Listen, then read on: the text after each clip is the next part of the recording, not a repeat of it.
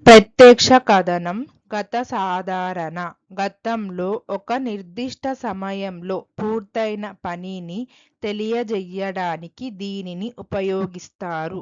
పరోక్ష కథనం గత పరిపూర్ణ గతంలో ఒక పని జరగడానికంటే ముందే పూర్తయిన మరొక పనిని తెలియజేయడానికి దీనిని ఉపయోగిస్తారు. నియమం క్రియ గతంలో ఉన్నప్పుడు ప్రత్యక్ష కథనంలోకి గత సాధారణ వాక్య పరోక్ష కథనం మారేటప్పుడు గత పరిపూర్ణలోకి మారుతుంది. ఇది ఆ పని అంతకంటే ముందే జరిగిందని సూచిస్తుంది. प्रत्यक्ष कथन सामान्य भूतकाल इसका उपयोग उस कार्य का वर्णन करने के लिए किया जाता है जो अतीत में एक निश्चित समय पर पूरा हुआ था.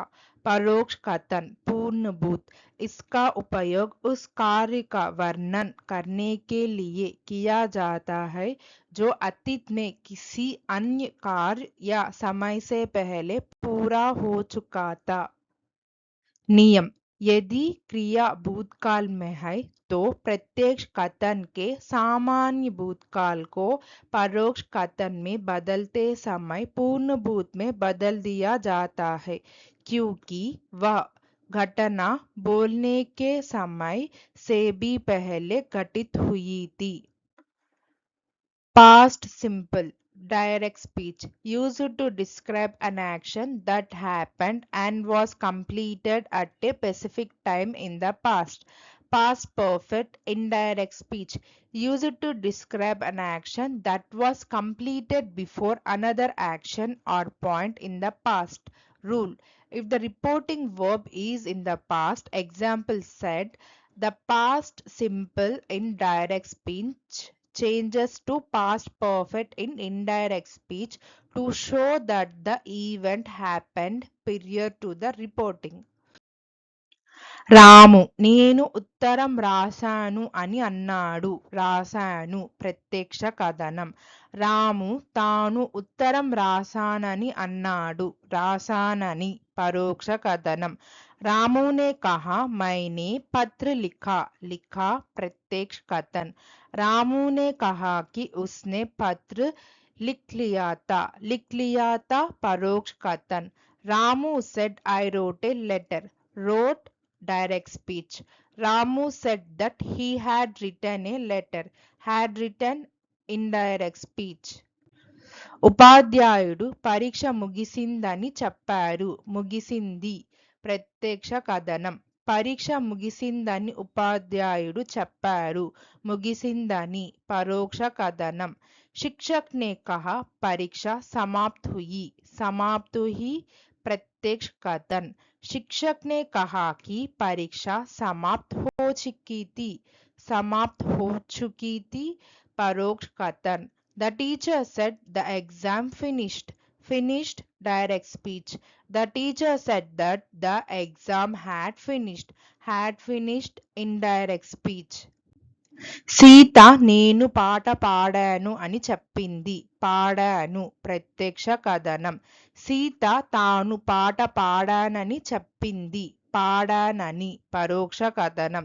సీతా ने कहा मैंने गाना गाया. गाया प्रत्यक्ष कथन. सीता ने कहा कि उसने गाना गाया था. गाया था परोक्ष कथन. Sita said I sang a song. sang direct speech. Sita said that she had sung a song. had sung indirect speech. నేను అతనిని కలిశాను అని నేను చెప్పాను. కలిశాను ప్రత్యక్ష కథనం. నేను అతన్ని కలిశానని చెప్పాను. కలిశానని పరోక్ష కథనం. मैंने कहा मैं उससे मिला. मिला प्रत्यक्ष कथन. मैंने कहा कि मैं उससे मिल चुका था. मिल चुका था परोक्ष कथन.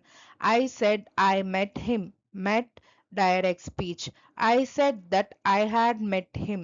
had met indirect speech. అతను పాఠం చదివాడు అని గురువు చెప్పారు. చదివాడు ప్రత్యక్ష కథనం. అతను పాఠం చదివాడని గురువు చెప్పారు. చదివాడని పరోక్ష కథనం. शिक्षक ने कहा उसने पाठ पढ़ा. पढ़ा प्रत्यक्ष कथन. शिक्षक ने कहा कि उसने पाठ पढ़ लिया था. पढ़ लिया था परोक्ष कथन. The teacher said he read the lesson. Read direct speech. The teacher said that he had read the lesson. Had read indirect speech.